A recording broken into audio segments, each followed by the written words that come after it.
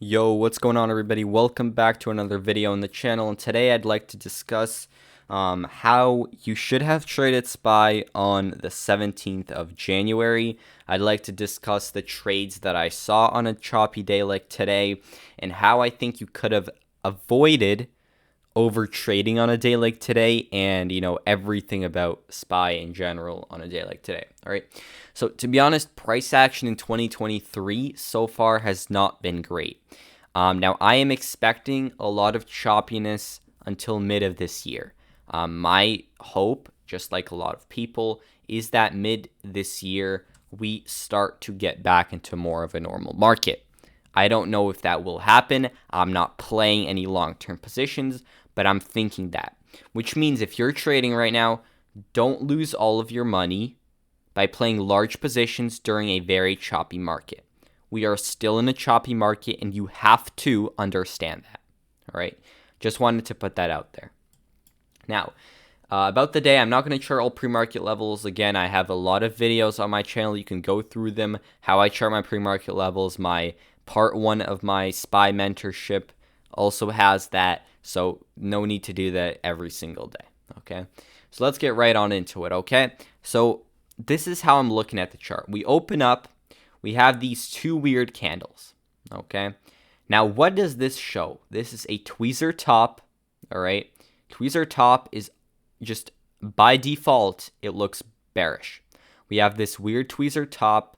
We failed to break above this previous resistance. I'm really dissecting it to show you guys what I'm thinking. We have this resistance.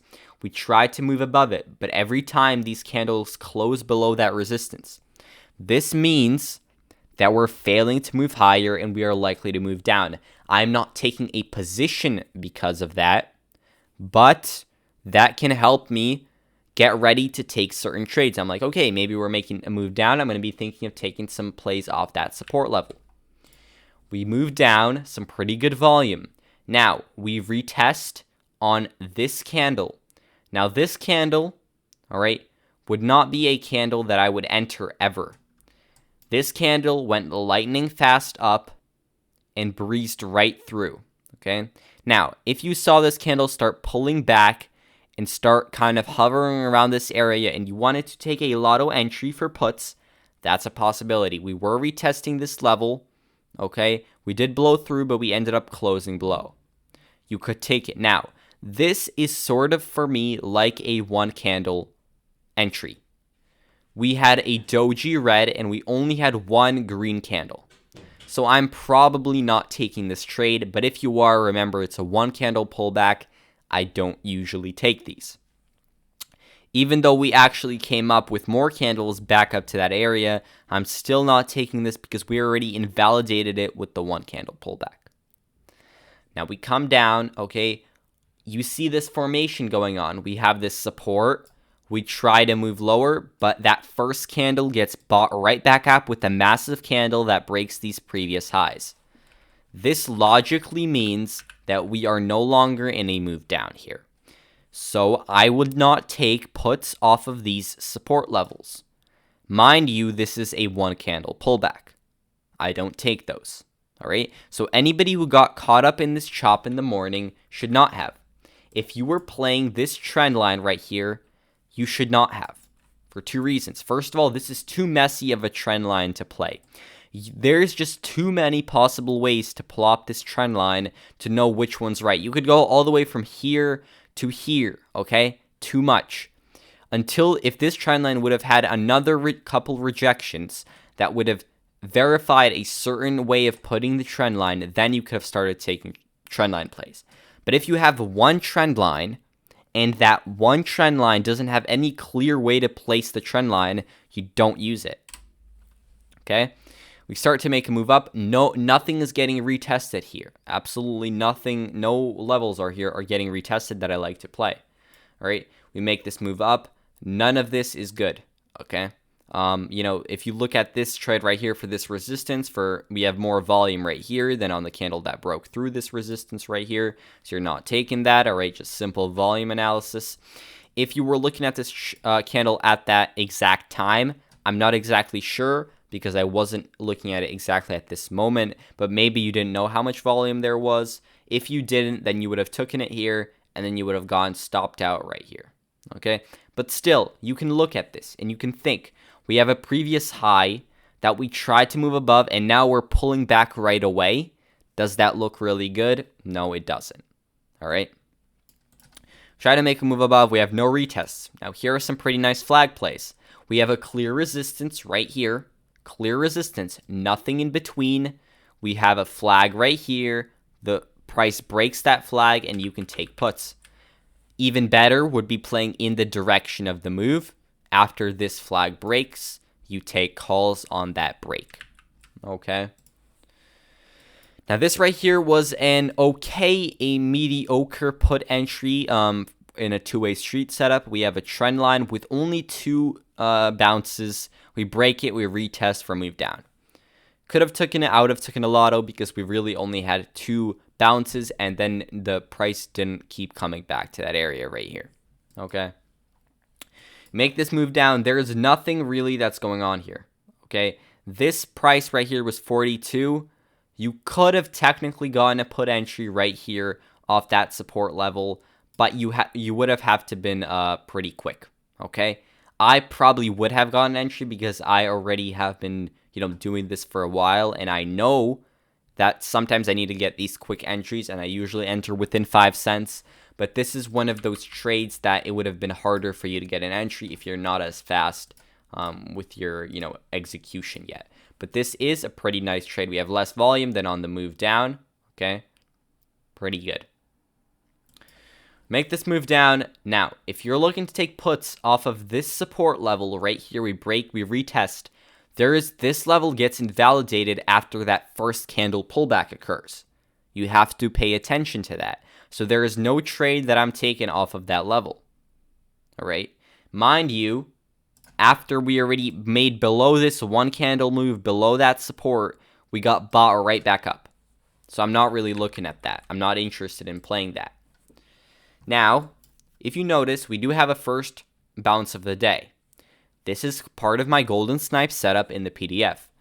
You mark your first bounce of the day or your first rejection of the day.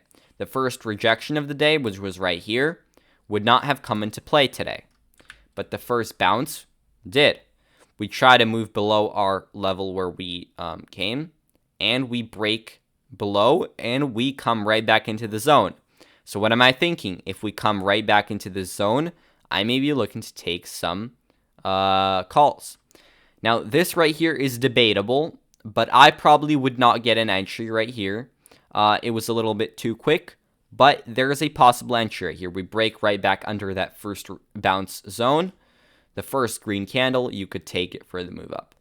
The trade that I probably would take would be calls right here with this green candle, and this would have been a losing trade. I would have taken calls right here, and then I would have gone stopped out probably with a stop loss below a close of that wick, and I would have gone stopped out on this candle.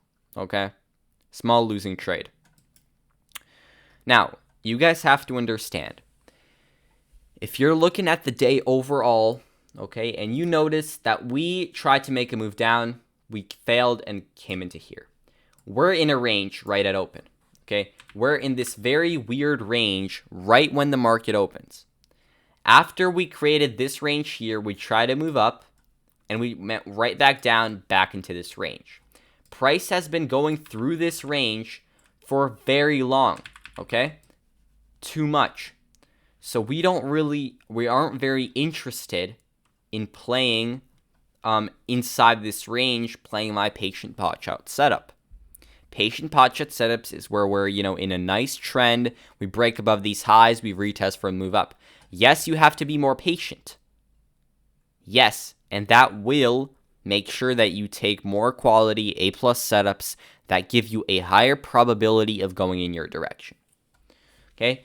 So when we break below and we come right back into the zone, we're staying in the zone. I'm not very interested in playing all these micro levels with the patient potshot setup.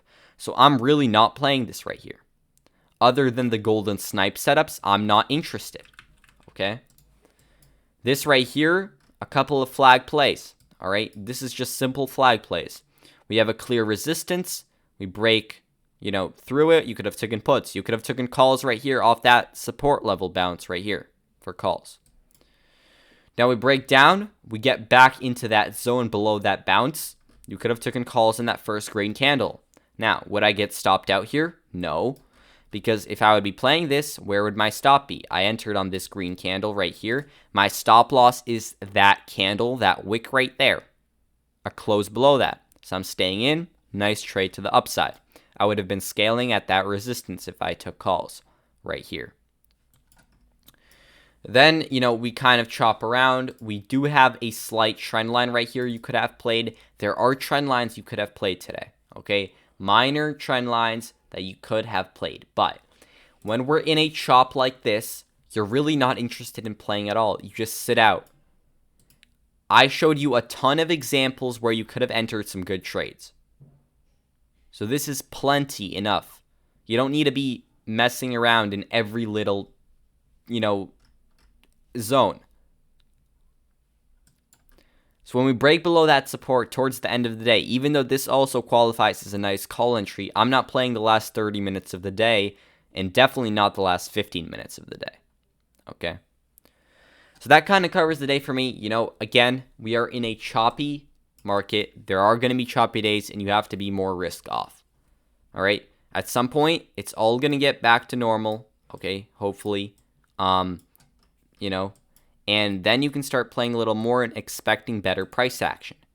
But so far, 2023 hasn't given us amazing price action. But every single day, I still find ways with my strategy to have a good way to play. There was no reason to enter any plays right here, all right? There would be a losing trade right here, and the only other losing trades you would have had is if you tried to play this chop today. And if you notice, we're in this zone that we started, that we kept, and we keep coming back to it, all right? We made this whole loop-de-loop. We came up, we came down, we're back into this zone, all right? You're not looking to really take stuff in here, okay? And unfortunately, I can't be telling you guys this during the day, which I do hope to be doing, when I finish school, but I'm trying to teach you this, guys, to you so you guys can see this on your own, okay? And take trades based on that, take educated decisions based on that, okay? So that kind of covers the day for me. If you guys, have any questions, any trades you guys took, join the Discord, DM me, ask in the chat. I'm literally there 24/7. Not 24/7, but I'm always answering questions there. And you can also leave a comment. Make sure to smash a like if you did enjoy this content, and subscribe with your noties turned on so you guys get all these updates, all these videos. And thank you guys for watching, and I will see you guys in the next one. Peace out.